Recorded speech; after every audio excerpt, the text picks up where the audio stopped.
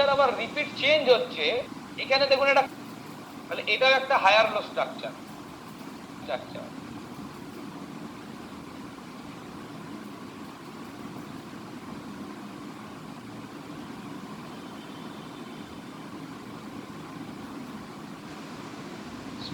অল্প লস হতে পারে, অল্প প্রফিট হতে পারে, বেশি প্রফিট।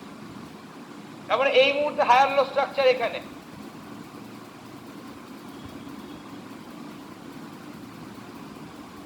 স্টপ। এবার আমরা হায়ার লো স্ট্রাকচার পেলাম।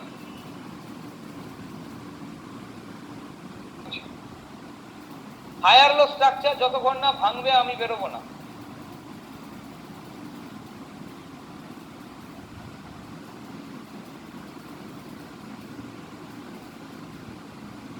আপনার ভয় পাওয়ারও কোনো কারণ নেই। এখানে কি ভলিউমটা বেশি, বাইং না সেলিং, কোনটা বেশি? এই রেড ক্যান্ডেল থেকে ভয় পাওয়ার কোনো কারণ নেই।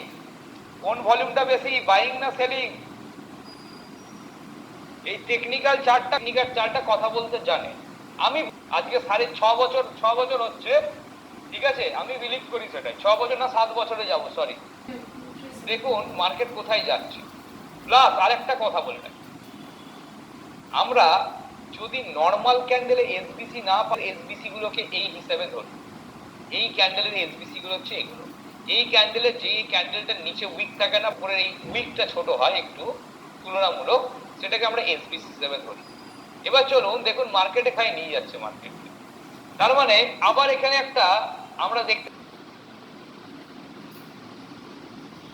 বলুন তো আপনি ঢুকেছেন কোথায়? এন্ট্রি 5232, মার্কেট চলছে 8000, টোটাল 7 to 2% রিটার্ন আসছে।